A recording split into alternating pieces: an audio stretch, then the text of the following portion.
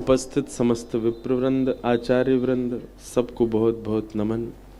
और आप सभी श्रोता भाई बंधु ब्रजवासी मित्र सखा मातृशक्ति सबको मेरा बहुत बहुत जय श्री कृष्ण, जय सिया राम, जय श्रीमन नारायण, जय जय श्री राधे, जय साईं मां।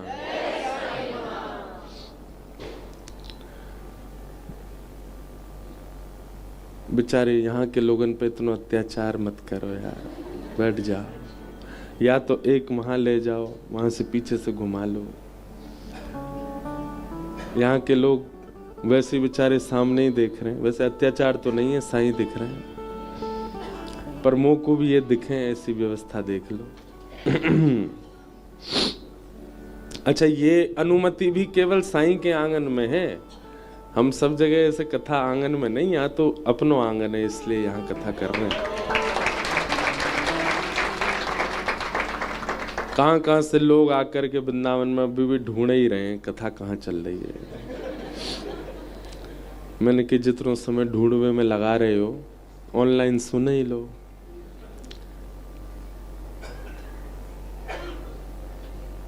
ठाकुर जी की परम कृपा से,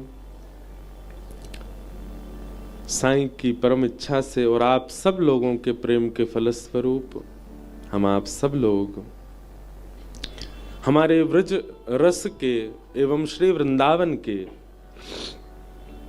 अनन्य रसिकों की भी प्रिय।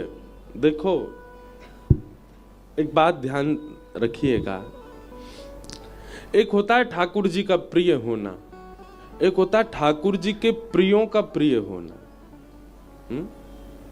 किसको विशेष मानते हो आप? ठाकुर जी का प्रिय होना, ठाकुर जी के प्रियों का प्रिय होना, वो विशेष है। और यह भी एक बात है कि ठाकुर जी को भी वही प्रिय होता है जो ठाकुर जी के प्रियों को प्रिय हो। हम संत जनों को, रसिक जनों को, वैष्णव जनों को प्रणाम वंदन नमन इसलिए करते हैं कि उनसे हमें आशीर्वाद मिल जाए, हमारे जीवन के जितने भी कष्ट हैं, दारिद्र दुख हैं, वो दूर हो जाएं। पर नहीं, वृंदावन रीति कुछ और है। वृंदावन रीति के अनुसार तो रसिक जन, वैष्णव जन, संत जनों को हम इसलिए प्रणाम करते हैं कि हम उनके प्रिय हो जाएं। रसिकों को कौन प्रिय? जिनका स्वभाव, जिनका गुण, जिनका कर्तव्य भगवत संबंधी, वो रसिकों को प्रिय है। जिनको मालदार दक्षिणा वाले प्रिय हैं, स्वरूप वाले लोग प्रिय हैं, अच्छे घर संपत्ति वाले लोग प्रिय हैं, वो रसिक भी फिर नहीं है। अगर किसी संत को, किसी रसिक को अगर वो प्रिय लग रहे हैं जो ज्यादा दक्षिणा देते हैं, ज्यादा अच्छे संपन्न घर से, बड़ी गाड़ियों में चलते हैं, तो वो भी रसिक किस काम का? रसिक तो उससे प्रेम करते हैं, वैष्णव तो उससे प्रेम करते हैं जापे श्री ठाकुर जी की सेवा को, जो ठाकुर जी की सेवा से संपन्न हो। तो अगर वृंदावन भजवे और वृंदावन कृपा की अनुभूति करनी है तो ठाकुर जी के प्रिय नहीं, ठाकुर जी के जनन के प्रिय बनो। ठाकुर जी के जनन के प्रिय बन गए तो ठाकुर जी के अपने आप प्रिय है जाओगे।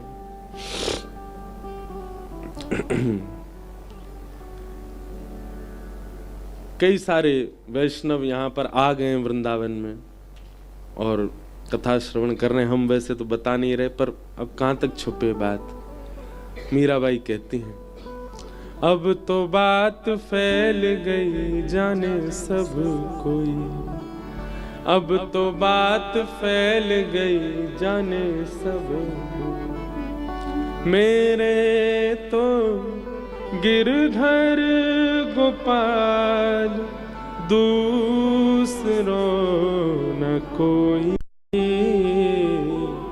दूसरो न कोई, मेरे तो गिरधर गोपाल। मीराबाई कह रही हैं, हे श्याम सुंदर, अब कहां तक छुपाऊं कि मेरा आपसे प्रेम है। अब तो बात फैल गई, सब जान गए। अब कैसे छुपाऊं? प्रेम का एक स्वरूप है, उसको जितना छुपाओ उतना फैल और जाता है, पता चली जाती है। चाहे संसार का प्यार भी क्यों ना हो, किसी व्यक्ति का स्नेह हो जाए किसी से, कितना भी छुपा ले पता चली ही जाती है। दोनों उनका चल रहा है कुछ। बंधुओं, इस बात में सार्थकता नहीं कि हमको किसी और से जोड़ करके कह दिया जाए कि इन दोनों उनका चल रहा है कुछ। हमको बिहारी जी, राधा वल्लभ जी, राधा रमन जी के मंदिर में देख करके कोई कह दे इनको और वाको चल लो है कछु, तब समझो कि सार्थकता। श्री राधा रमन जी के सामने खड़े हों, कोई रसिक कह जाए कछु तो चल लो है इन दोनों के बीच में।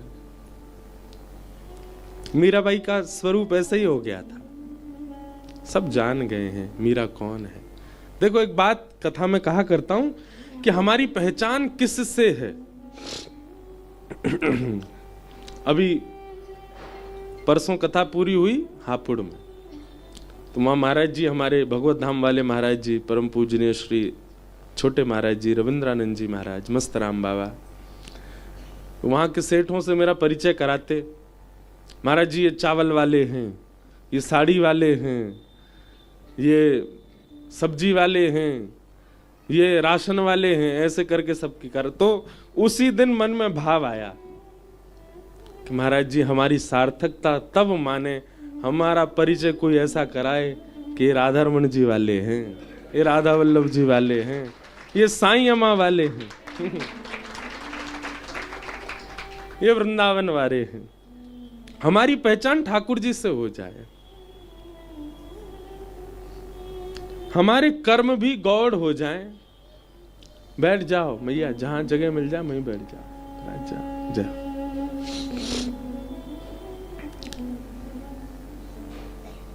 हमारी पहचान ठाकुर जी से हो। हमको देख करके सामने वाले के चित्त में क्या उत्पन्न होता है, ये हमारी भावना दर्शाता है। सामने वाले के चित्त में हमको देख करके क्रोध उत्पन्न हो रहा है, काम उत्पन्न हो रहा है, लोभ उत्पन्न हो रहा है, ईर्ष्या उत्पन्न हो रही है, क्या उत्पन्न होता है? प्रेम उत्पन्न हो रहा है, मोह उत्पन्न हो रहा है, आदि आदि भाव उत्पन्न हो रहे हैं। तो उसमें हमारी स्थिति पता चलती है। हमको देखने से सामने वाले के चित्त में क्या प्रकट हुआ।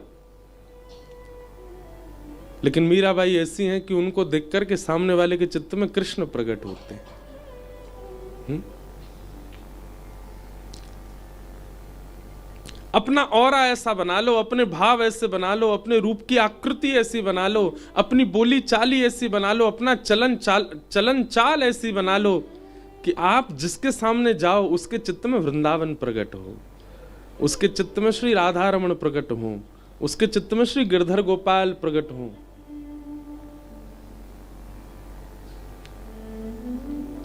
मीराबाई बहुत सुंदर हैं, पता नहीं क्यों 2 दिन से, अब तो हर कथा में ही आती मीराबाई। मीराबाई का स्वरूप बहुत सुंदर है, इतना सुंदर है, इतना सुंदर है कि कोटि कोटि रत्नों से कोई अगर न्योछावर करे तो भी कम है, इतनी सुंदर है मीराबाई। पर मीराबाई का रूप काम प्रकट नहीं करता किसी के भी चित्त में। मीराबाई को जो देख ले उसका काम नष्ट और हो जाता है, ऐसा स्वरूप। तो हमारा भजन, हमारी भक्ति, हमारी भावना हमारे मुख से छलकती है, दिखती है, प्रतिबिंबित होती है। हम किसको प्रकट कर रहे हैं सामने। अच्छा, एक और बात, आपके रूप को देख करके आप ही उसके चित्त में बस रहे हो, यह भी एक दोष है, यह भी एक अपराध है। आपको देख के श्याम सुंदर प्रकट हो, आपके भाव से श्री ठाकुर जी प्रकट हो, ये हमारी भक्ति का रूप होना चाहिए। तो वृंदावन में श्री कोकिल साईं, जिन्होंने सेवा मानसी में ऐसी चुनी जो लोगों के चित्त में ही नहीं आती, कि कहीं हमारी श्यामाजू, कहीं हमारी प्रियाजू, कहीं हमारी जानकी जी कभी विरह में चली जाएं तो उनके विरह को कम करने की सेवा, उनको विरह ना हो ऐसी सेवा।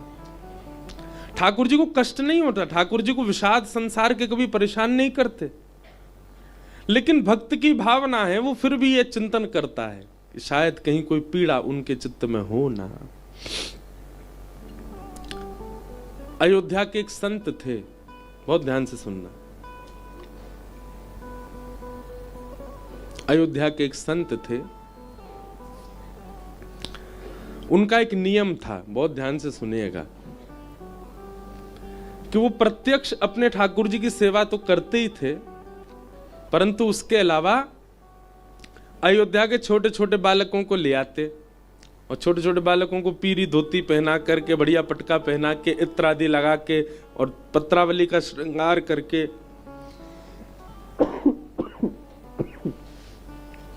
इसके लिए क्षमा करना। कभी कभी ना कोई बहुत ज्यादा सुंदर होता है ना, तो उसको ढिटौना रख दिया जाता है। ऐसे ही जब ठाकुर जी को लगा, साईं को लगी आंगन में कथा होगी, बहुत जोर की होएगी, इतना सुंदर मंच बनो है, ऐसे सुंदर सब संगीतकार बैठे हैं, वृंदावन के सर्वश्रेष्ठ आचार्य ब्राह्मणों के साथ बैठ करके भागवत जी का पाठ कर रहे हैं, और जे लाला कथा सुना रहा है, तूने एक ढिटौना तो लगाओ, उसको गले में लगाए दियो है। नजर नहीं लगे पूरे उत्सव। तो मैं क्या बता रहा था, एक संत थे अयोध्या में, वो अपने ठाकुर जी की सेवा करते थे, लेकिन उनका नियम था कि छोटे छोटे बालकों को ले आते और एक बालक को राम जी का रूप बना देते, सुंदर पत्रावली, खूब सुंदर पोशाक पहना देते, पटका उड़ा देते, गले में माला पहना देते और मुकुट पहना के धनुष बाण दे करके, भावना रखते ही नहीं थे कि ये कोई बालक है, प्रत्यक्ष धनुष बाण धारण करते ही इसी भावना से प्रणाम करते, मेरे राघव जी, मेरे राम जी। और फिर नन्ही सी एक बालिका को चुनरी उड़ाते, उसको बढ़िया सुंदर श्रृंगार करके और तैयार करके और नथनी नथ बेसर आदि पहना करके तुरंत यही भावना रखते कि ये श्री जी हैं, हमारी जानकी जी हैं, किशोरी जी। स्वरूप सरकार प्रत्यक्ष उनके प्रति वही भाव रखते थे कि ये साक्षात ठाकुर जी। एक दिन बाबा ने बहुत सुंदर झूलो तैयार कियो, झूलो सजायो, झूला,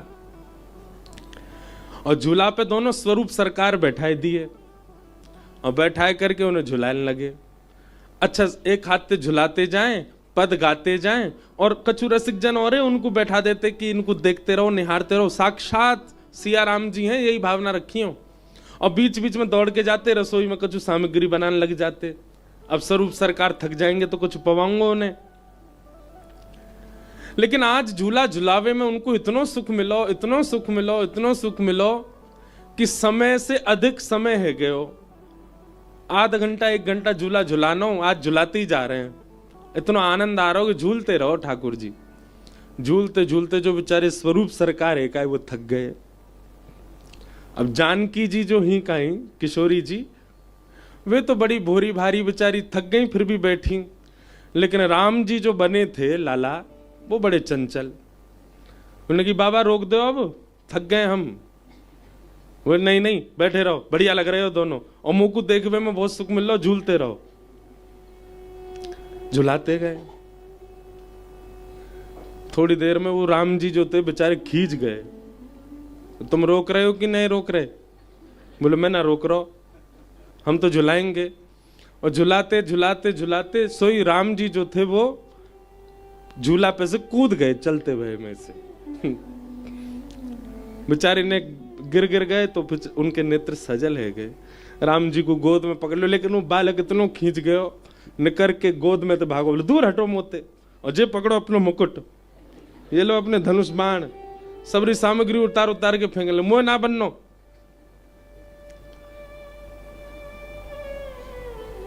जब स्वरूप सरकार श्रृंगार उतार के इस बात से इनकार करने लगे कि मैं राम नहीं हूं, तो बाबा रोने लगे, चरणन में गिर गए, लिपट गए बालक से। ऐसा मत कहो, ऐसा मत कहो, आपको मेरी सौगंध है, ये बात दोबारा, मेरे मन में भावना आती नहीं है कि आप बालक हो, आप क्यों कह रहे हो? बोले ना मैं राम ना हूं, कल ते मैं नहीं आऊंगा, कोई और बालक ढूंढ लो। वो चरणन में गिर गए, बोले आप ऐसे मत बोलो, आप ही मेरे राघव हो, आप ही मेरे साक्षात राम हो, आप ही मेरे प्रभु हो, आप ही मेरे इष्ट हो, ऐसा मत कहो। जानकी जी बेचारी चुपचाप झूली रही हैं। वो सीधी कोई भोले भाले बालक हो में कही, लेकिन राम जी नहीं माने, जोर जोर से अपना मोह मिटाने लगे, सबरी पत्रावली छुड़ाने लगे। तो बाबा को बोले नहीं मानोगे? वो नहीं मानूंगा। नहीं मानोगे? नहीं मानूंगा।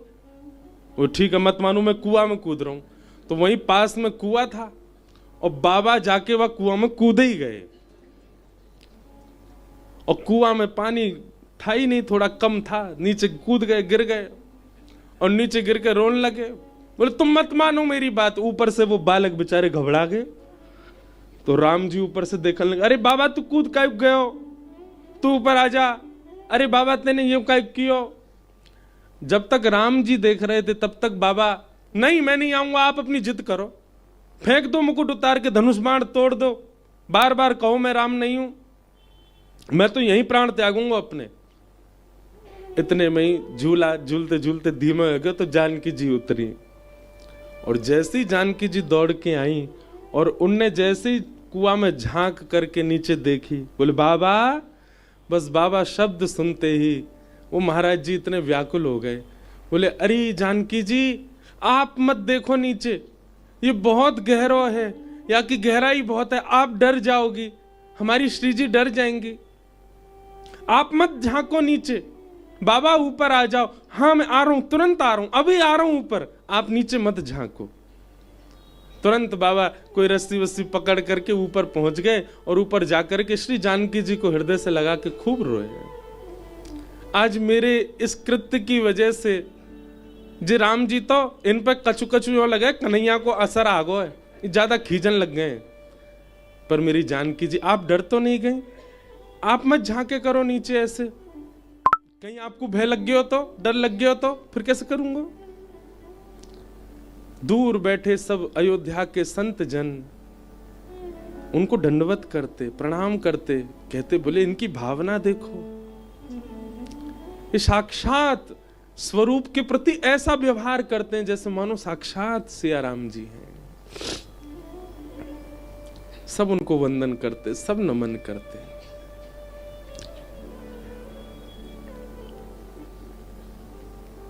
और एक दिन ऐसे ही स्वरूप सरकार बनते बनते कोई अयोध्या के बालक को ले आते, स्वरूप बनाते।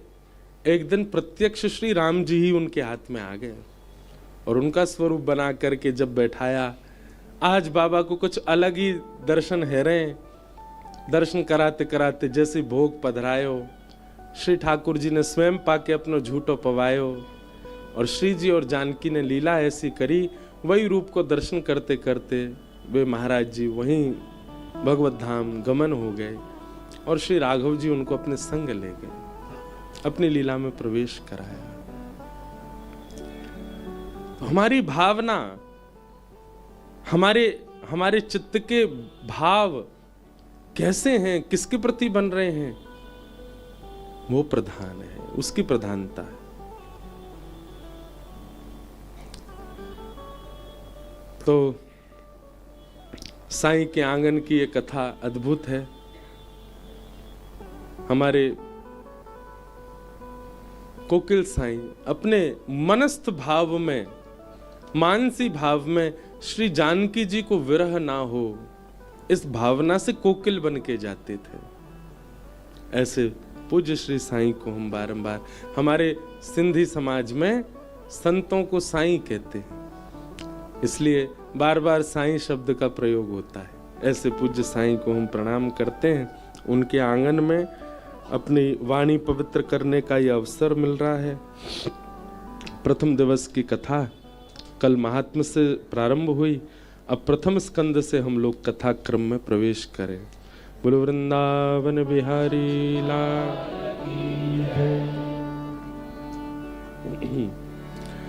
जन्माद्यस्य यतोऽन्वयादितरतः चार्थे स्वविज्ञस्वराट् तेने ब्रह्म हृदय आदि कवये मुह्यन्ति यत्सूरयः तेजो वारि मृदां यथा विनिमयो यत्र तृषगो मृषा धाम्ना स्वेन सदा निरस्तकुहकं सत्यं परम धीमहि। भागवत जी का प्रथम श्लोक है, जन्माद्यस्य यतोऽन्वयादितरतः।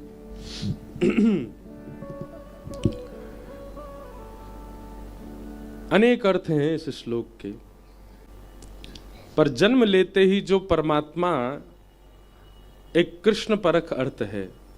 जन्म लेते ही जो परमात्मा जिन माँ के यहाँ जन्म लिया, पिता के यहाँ जन्म लिया, उन्हें छोड़ अन्वयाद इतरतः दूसरी मैया के पास चले गए। दूसरी मैया कौन? यशोदा मैया। और वहां जाके क्या किया? बोले चार्थे स्वविज्ञ स्वराट। अविज्ञ हैं, अनविज्ञ नहीं है, सब जानते हैं। कितने रूप बदल करके राक्षस आए, पर सबको पहचान गए श्री ठाकुर जी। तेने ब्रह्म हृदय आदि कवये, आदि कवि ब्रह्मा को भी जिन्होंने अपनी लीला के द्वारा ग्वाल बालों का हरण किया था ना ब्रह्मा ने, उनको ठाकुर जी ने अपनी लीला के द्वारा अपने रूप और अपने ऐश्वर्य का भाव समझाया। मुह्यन्ति यत् सूरयः, इंद्र आदि देवताओं को भी गिरिराज आदि धारण करके अपनी लीला पर मोहित किया। तेजो वारि मृदाम यथा विनिमयो, पृथ्वी जल अग्नि वायु आकाश, पंच तत्वों को जिन्होंने अपनी कृष्ण लीला के द्वारा पवित्र किया। हम एक बात कथा में कहा करते हैं कि श्री कृष्ण पर्यावरण मित्र हैं। यदि किसी के चित्त में पर्यावरण संरक्षण की भावना है तो वह भी समझ ले कि कृष्ण उसको उससे भी प्राप्त हो सकते हैं। जिस प्रकार नित्य तिलक लगाना, नित्य कंठी पहनना, नित्य नाम जप करना, एकादशी व्रत करना, तुलसी निष्ठा रखना, ये सारी निष्ठाएं हैं वैष्णवों की। ऐसे पर्यावरण संरक्षण निष्ठा अगर कोई धारण कर ले तो ठाकुर जी उसको उससे भी प्राप्त हो सकते हैं। रज के प्रति, नदियों के प्रति, वृक्षों के प्रति, लता कुंजों के प्रति यदि उनके संरक्षण की भावना उसके चित्त में आ जाए तो श्री ठाकुर जी उससे भी उसको मिल जाएंगे। हमारे गिरिराज जी में श्री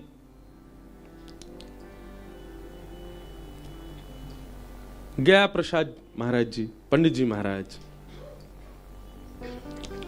रज की सेवा में पूरा जीवन व्यतीत किया उन्होंने। सोहनी करते थे और उस सोहिनी की कृपा से ही, रज की सेवा की कृपा से ही श्री ठाकुर जी उनको प्राप्त हो गए। स्वामी श्री हरदास जी महाराज सब प्रधान है, पर उन सबसे भी ज्यादा कुंज, इसलिए अपने ठाकुर जी को नाम ही धर दियो कुंज बिहारी। कौन? कुंज बिहारी।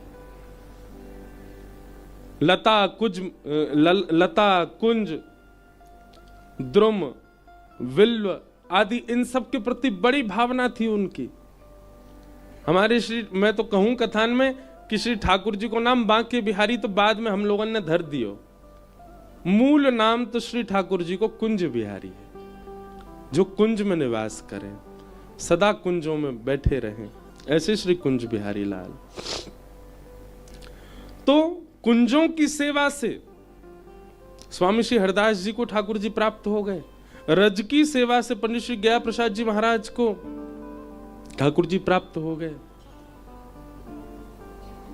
यमुना जी की सेवा से रसखान को ठाकुर जी प्राप्त हुए। यमुना जी की खूब सेवा करते, यमुना जी में बैठे रहते।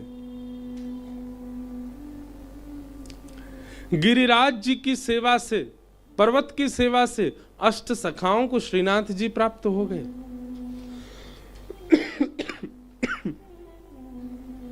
और केवल इन लोगों को ही प्राप्त नहीं हुए, इन्होंने कुंज निकुंज नदी पर्वत आदि आदि पर्यावरण से प्रेम किया, इनको ठाकुर जी प्राप्त हुए और इन लोगों के आश्रय से हमको प्राप्त हो गए। आज वैष्णव जन इस बात को भूल जाते हैं कि यह कुंज की सेवा भी एक बहुत बड़ी सेवा है। हमारी माने तो एक परिक्रमा महीना में एक बार ऐसी करे करो, पूरे वृंदावन में केवल इसी दृष्टि से घूमो कि कहीं भी अगर परिक्रमा मार्ग में आपको कुछ ऐसा लगे कि जो नहीं होना चाहिए, शुद्ध नहीं है, अपवित्र वस्तु कुछ पड़ी है, कुछ ऐसा, तो उसी भाव से लगाओ, सब इकट्ठे करो, पूरी मार्जन परिक्रमा करो वृंदावन की। आप विश्वास मानेंगे, आपकी मार्जन परिक्रमा से श्री ठाकुर जी और जल्दी प्रसन्न हो जाएंगे। 5 लाख नाम जब से जो कृपा होनी होगी ना, वो एक मार्जन परिक्रमा से हो जाएगी। लेकिन करवे में हमें बड़ो संकोच होएगा, कैसे करें? हमारी तो भावना यही, अभी कथा में आने से पहले वृंदावन के सब पद देखता हूं, सब पदों में एक ही बात है, कुंज निकुंजों के भाव, कुंजों की सेवा, निकुंजों में ठाकुर जी ऐसे करते। आज कुंज निकुंज रज भी नहीं बची वृंदावन में, रज भी खत्म होती जा रही है। इन सब के प्रति हमें भावना प्रकट करनी है, तभी ठाकुर जी प्रसन्न होंगे। भगवान श्री कृष्ण स्वयं तेजो वारी मृदाम यथा विनिमयो, पृथ्वी जल अग्नि वायु आकाश सबको पवित्र कर रहे हैं, और हम इन सबको अपवित्र करते हुए ठाकुर जी को प्राप्त करना चाह रहे हैं।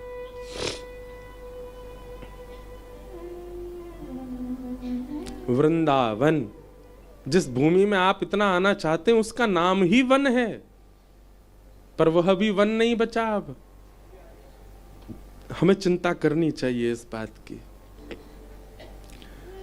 तेजो वारि मृदाम यथा विनिमयो, भगवान ने अग्निपान की, वायु को पवित्र किया तृणावर्त के वध के द्वारा, जल को पवित्र किया कालियानाग के वध के द्वारा, कालियानाग संहार के द्वारा,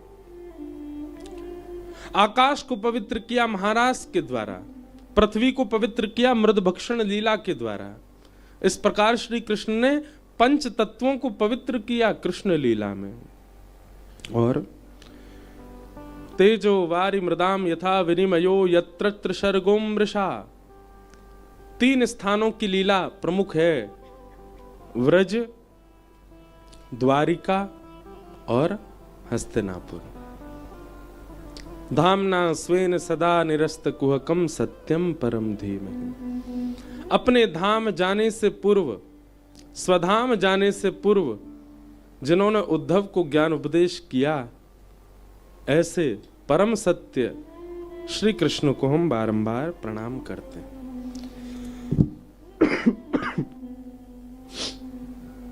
सत्यम परम धीमहि।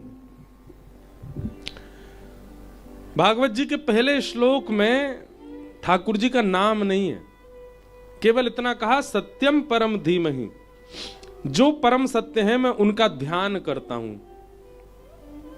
इसके पीछे कारण क्या है? वेद व्यास जी महाराज अत्यंत विशाल बुद्धि वाले हैं। उन्होंने विचार किया कि अगर मैं किसी एक देव का पक्ष लेकर के कुछ लिखूंगा तो कहीं अन्य देवों के मन में प्रतिस्पर्धा ना आ जाए। वेद व्यास जी लिखने बैठे हैं भागवत, तो सब देवताओं के मन में आ रहा है हमारा नाम आवे, हमारा नाम आवे, प्रथम अक्षर में हमारा नाम आवे, प्रथम श्लोक में हमारा नाम आवे। वेद व्यास जी ने विचार किया यदि किसी एक देव का नाम लिखूंगा तो सब सोचेंगे कि वही परम है, वही श्रेष्ठ है, तो मैं ऐसा कुछ लिखूं कि सब देवताओं को लगे कि भाई किसी का पक्ष भी नहीं लिया और सब प्रसन्न भी हो गए। वेद व्यास जी महाराज लिखते हैं सत्यम परम धीमहि। इसको भी विवेक बुद्धि कहते हैं बंधुओं। हमारे किसी कृत्य से एक प्रसन्न हुआ लेकिन अनेक रुष्ट हुए, उसको विवेक युक्त क्रिया नहीं कहते। अनेक प्रसन्न हो गए, एकाद रुष्ट हो गए, फिर भी ठीक है, लेकिन वह भी पूर्ण विवेक नहीं है। लेकिन सब प्रसन्न भी नहीं हुए और सब सम भी हो गए, सबके मन को लगा ठीक है, चलो अच्छा है, ऐसी क्रिया को विवेक कहते हैं। वेद व्यास जी महाराज जब श्लोक लिख रहे थे भागवत जी का पहला, 33 कोटि देवता देख रहे हैं किसका नाम लिखा जाएगा पहली बार, पहले श्लोक में। वेद व्यास जी ने मन में विचार किया एक का नाम लिखूंगा तो बड़ी बवाल होगा, ऐसा कुछ लिखूं कि सबको समता लगे चित्त में। तो लिखते लिखते वो कहते हैं, जो जन्म आदि से परे है, जिसके आगे सब देवता मोहित रहते हैं, ब्रह्मा आदि देवता भी जिसकी लीला पर मोहित रहते हैं, पृथ्वी जल अग्नि वायु आकाश से जो परे है, बल्कि इनका निर्माण जो करता है, ऐसा जो भी परम सत्य तत्व है, मैं उसको प्रणाम करता हूं, मैं उसका ध्यान करता हूं। नाम नहीं लिखा, सीधी बात है, अंकित ठाकुर जी को कर रहे हैं, पर फिर भी कहीं देवताओं के मन में कोई भाव ना आ जाए, इसलिए सत्यम परम धीमहि। एक भाव तो ऐसा है, दूसरा भाव ऐसा है कि मानो श्री वेदव्यास जी महाराज सत्यम परम धीमहि कह करके हमें ये बात अंकित करना चाहते हैं कि सब सत्य हैं, पर श्री कृष्ण परम सत्य हैं, वो विशेष सत्य हैं। कहां तक है, हम आप सब लोग भी अपने आप को कभी कभी सत्य मान लेते हैं। हमें लगता है कि मैं भी सत्य हूं, आप भी सत्य हो, पर हम त्रिकाला बाधित हैं। The sun shines in my room, it makes my flowers bloom. No matter where I roam, I'm not alone. I always feel at तीनों काल का वाद्य होते हैं हम, लेकिन ठाकुर जी काल से बाधित नहीं है। जब ये कोई नहीं था तब भी वो थे, जब सब हैं तब भी वो हैं, जब कोई नहीं रहेगा तब भी वो रहेंगे, इसलिए वो परम सत्य हैं। और 3 बार सत्य की वंदना भागवत में हुई, प्रारंभ में, मध्य में और विश्राम में। प्रारंभ में भी कहा सत्यम परम धीमहि, विश्राम में भी कहा सत्यम परम धीमहि, और मध्य में तो 9 बार सत्य कहा। सत्यव्रतम सत्यम त्रिसत्यम सत्यस्य योनिम निहतम च सत्ये, सत्यस्य सत्य मृत सत्य नेत्रम सत्यात्मकम त्वाम शरणम प्रपन्ना।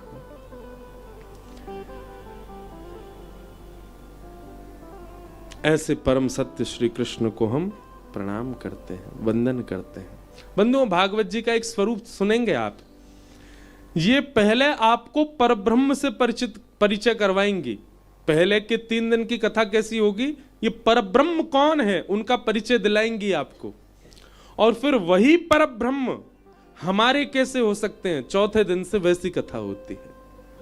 वही परब्रह्म हमारे लाला कैसे बनेंगे, हमारे मित्र कैसे बनेंगे, हमारे सखा कैसे बनेंगे, हमारे प्रियतम कैसे बनेंगे, वो चौथे दिन से प्रारंभ हो जाता है।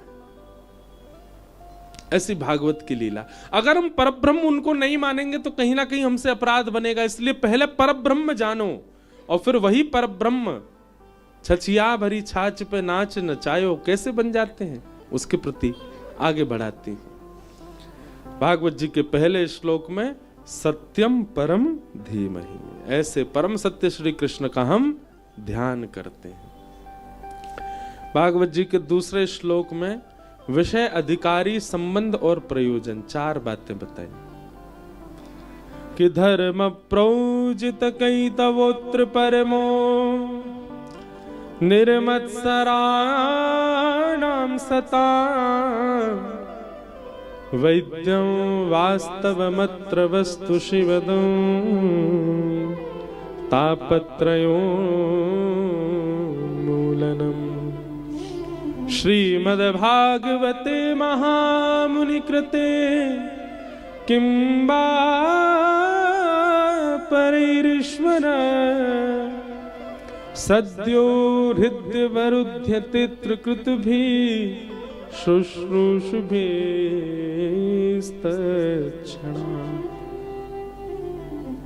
बहुत ध्यान से सुनो। सबसे पहली बात, भागवत का विषय क्या है, क्यों सुनते हैं हम कथा। वो बात अलग है कि आपने किस लिए कथा कराई, क्या कारण था, वो एक अलग विषय है आपका। पर मूलतः भागवत जी का उद्देश्य क्या है, विषय क्या है। धर्म प्रौजित के तवोत्र परम। एक बात हम बहुत स्पष्ट करना चाहते हैं सब लोगों के लिए।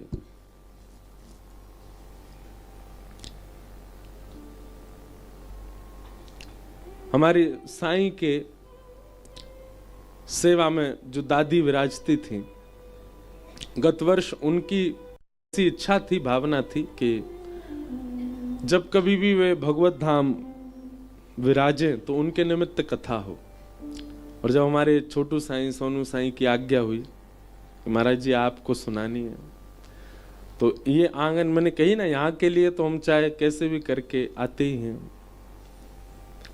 छोटू साईं जी को पता है कि कितनी मगजमारी करी तब जा करके समय निकाला कि यहाँ कथा हो।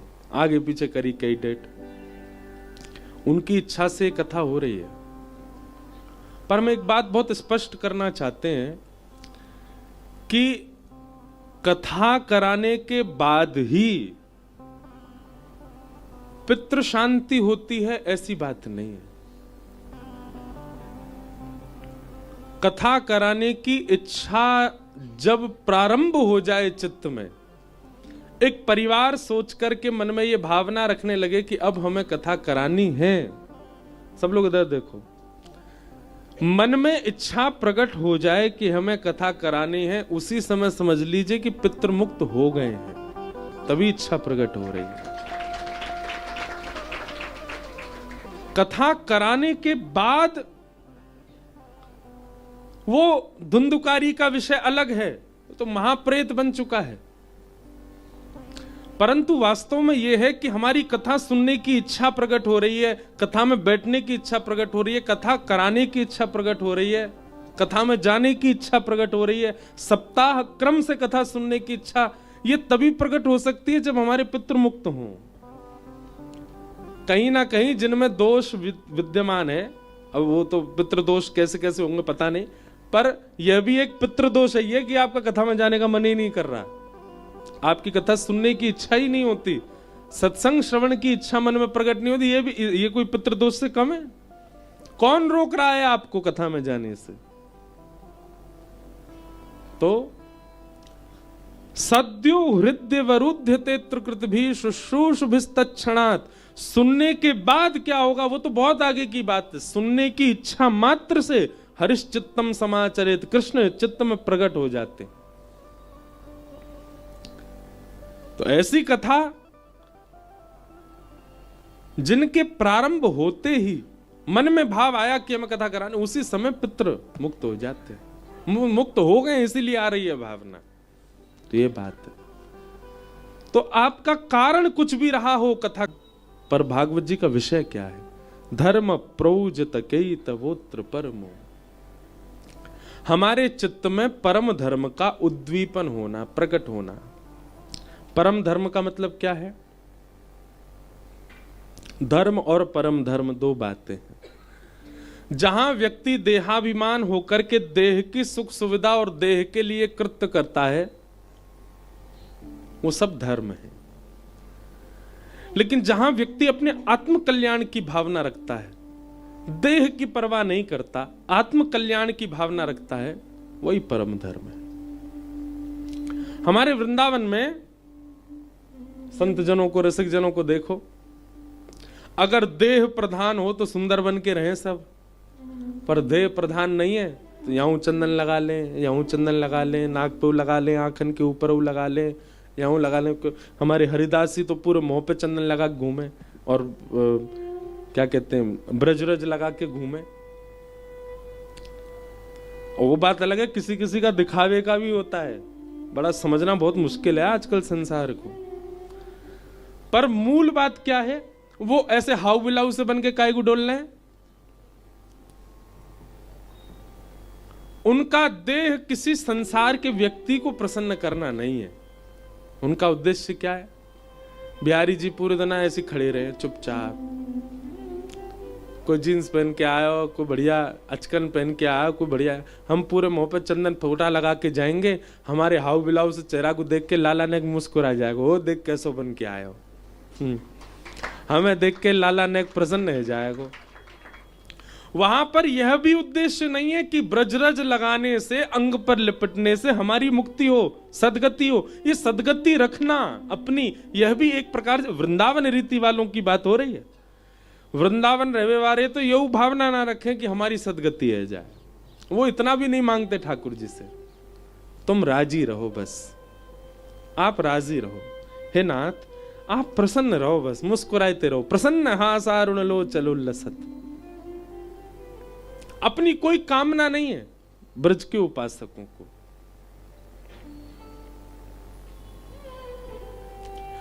दूसरी बात मैं कभी कभी कथा में कहता हूं, वे इसलिए ऐसे बन के रहते हैं मानो ठाकुर जी के आगे जाके यूं दिखा रहे हो, देखो हमने गुदरी पहन रखी है, देखो लाला हमने एक ही सॉल लपेट रखी है, अभी सर्दी भयंकर आ जाएगी फिर भी नंगे पांव डोलेंगे। ऐसे वस्त्र वेशभूषा धारण करके रहेंगे। लाला हम तब तक ना पहनेंगे ज्यादा जब तक तू आके ना पहनावे को, जब तक तू कृपा ना करेगो। ज्यादा ना तू रीझ जाएगो, तेरे मन में आ जावेगी, तू आए के पहना देगो, बाद ना धारण कर लेंगे, स्वीकार कर लेंगे।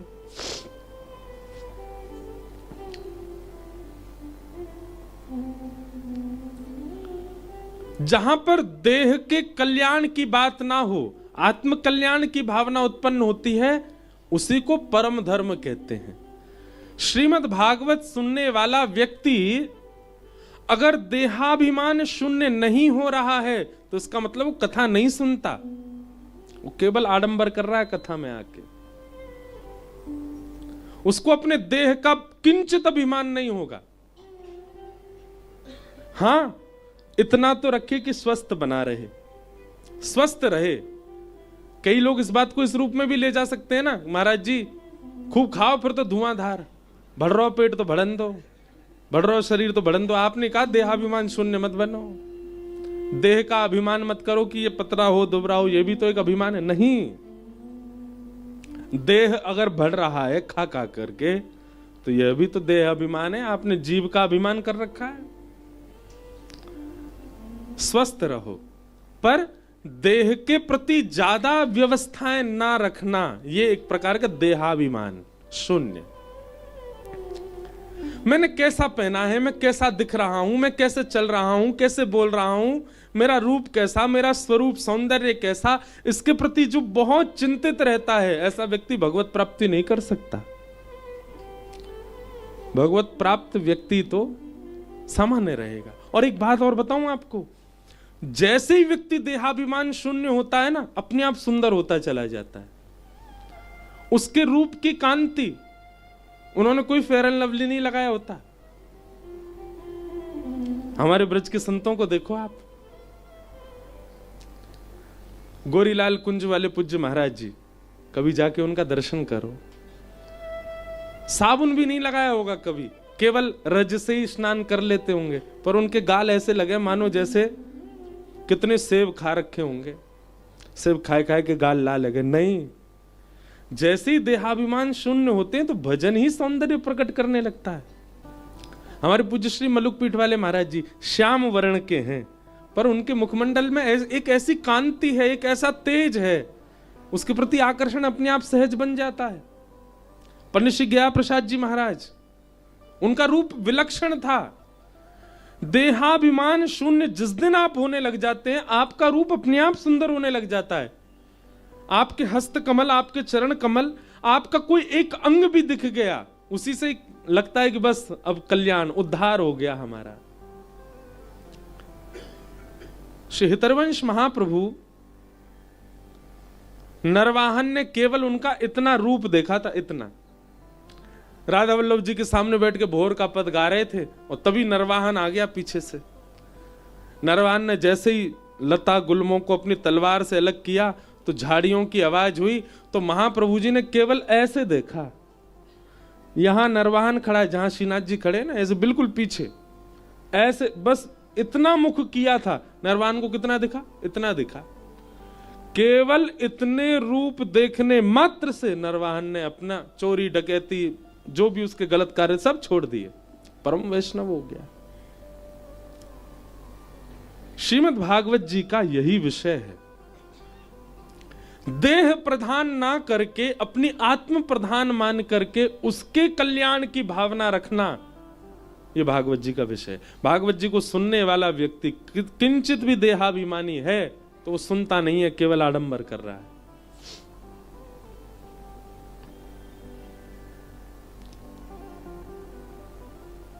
तो भागवत जी का विषय क्या है?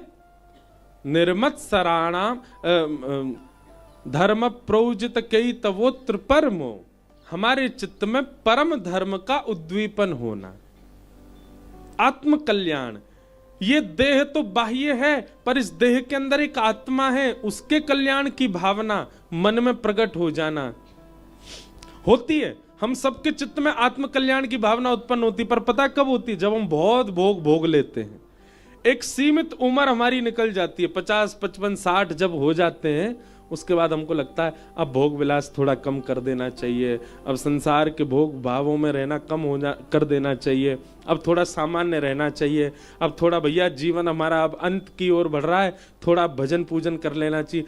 तब जाकर के हमारे मन में आत्म कल्याण की भावना आती है, जब जर्जर हो गए। मतलब घर में आग लग गई, अब कुआं खोद रहे हैं कि अब पानी डाल करके इसको बुझा दें। घर में आग लगने के बाद कुआं खोदोगे तो क्या होगा? जल जाएगा घर।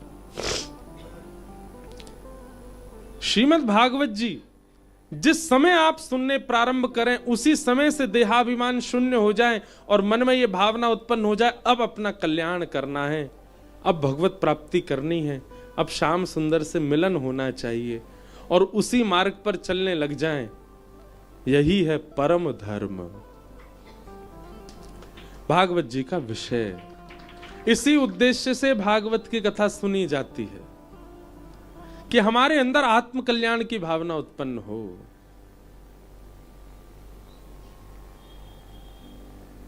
कथा सुनने पर वह भी सुनने कैसे? कुर्सी पे बैठ के। जो बैठे वो बुरा नहीं मानना। ये भी एक देहाभिमान है। अच्छा, कोई तन में दिक्कत है तो बात ऊपर बैठे हैं। कैसे बनोगे देहाभिमान शून्य? कथा तो सुन रहे हैं पर थर्मस में चाय भर के लाए हैं, जैसी भजन कीर्तन होगा चुपचाप एक घूंट पी लेंगे। कैसा देहाभिमान। एक बार मेरी कहीं कथा होनी थी तो बहुत बड़े उद्योगपति थे जो कथा करा रहे थे, तो मेरे को क्या बोलते, बात हुई तो बोले महाराज जी अपनी कथा 3 बजे शुरू हुआ करेगी। मैंने कहा हाँ। कितने बजे तक चलेगी? मैंने कहा 6, 6:30, मन ज्यादा लग गया तो 7। तो हम चाहते महाराज जी 5 बजे इंटरवल हो। मैंने कहा मतलब? बोले 3 से 5 कथा और फिर 5 से 5:30 चाय नाश्ता पकौड़ा बंडा आदि सब चले, 5:30 बजे फिर कथा शुरू 7 बजे। मैंने वाह, मैंने कोई पिक्चर है इंटरमिशन होगा बीच में? और बात हम क्या कर रहे हैं? देहाभिमान शून्य होने की, और बीच में चाय पीनी है लोगों को। भैया एक बहुत सुंदर पद है, करी गोपाल की सब होए। बहुत सुंदर पद है। मिल जाए तो मैं गाऊं। गोपाल की सब होए करी, गोपाल की सब होए करी, गोपाल की सब होए करी,